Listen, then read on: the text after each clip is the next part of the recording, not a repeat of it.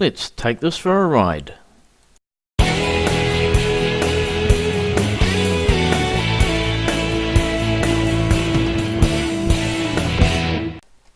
Hello fellow CNC nuts, and welcome to the initial run of my new e-bike, or as I like to call it, the Angry Bumblebee. Now as you can tell, the motor has a slight whine to it. This is due to the gear configuration built into the motor. The gears are straight cut. If they had been elliptical in nature, they would run a lot quieter.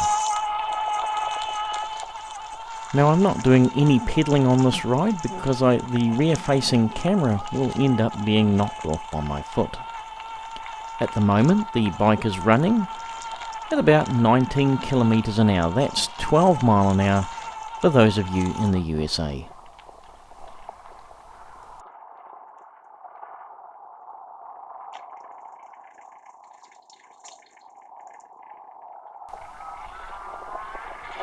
Now I was quite surprised that I actually managed to catch up to the cyclist and overtake him. I really hadn't expected to be able to do that. Yeah, like riding an angry bumblebee, isn't it?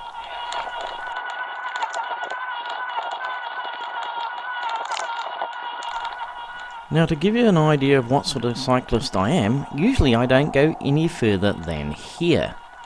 This is where my parents live and I might occasionally get on the bike and ride round to here, but that's about it. I haven't ridden this bike in about 3 years to any great distance after I broke my arm by sailing over the front of it. So with my current level of fitness in mind, I took the bike on a 25-minute ride and covered a distance of 8 kilometers. Now it was on a road such as this here, as well as a cycle track, which is a loose metal road. So in that 25 minutes I covered a distance of 8 kilometers. That's around about 5 mile. I achieved a top speed of 28 kilometers an hour, and I should mention that I was supplementing it by pedaling. Now the good thing is when you're pedaling, when you exceed the top speed of the motor, which in this case is 21 kilometers an hour or 22 kilometers an hour, the motor goes silent. But the good thing is you're not actually having to pedal that hard. You're only providing a little bit of extra energy to get it moving.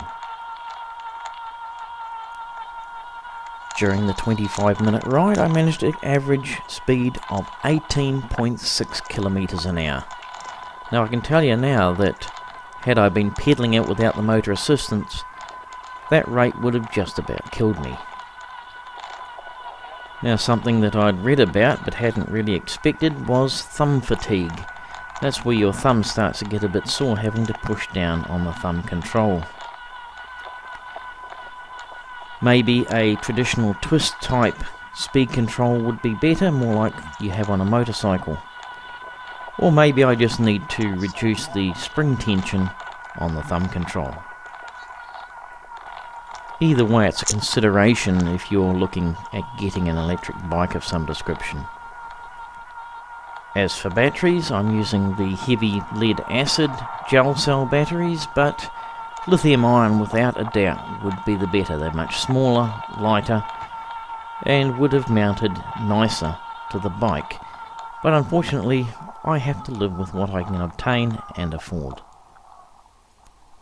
For this configuration, I don't know if a more powerful motor would have helped in any way, because motors of this type will seem to have the same output speed. That's around about the 3000 RPM. And if you're using the same gear ratio, then you're going to get the same top speed no matter what power your motor have. Unfortunately, we're limited to 300 watts in New Zealand, so the 250 watt motor was my only option. Later on I want to try moving the motor to under the bottom bracket and make use of the bicycle gears and hopefully get more speed out of it. So in this configuration, is it worth doing? I don't know. The jury's still out. I'll leave that up to you to make your own decision. Thanks for watching, and I'll catch you guys later. Cheers.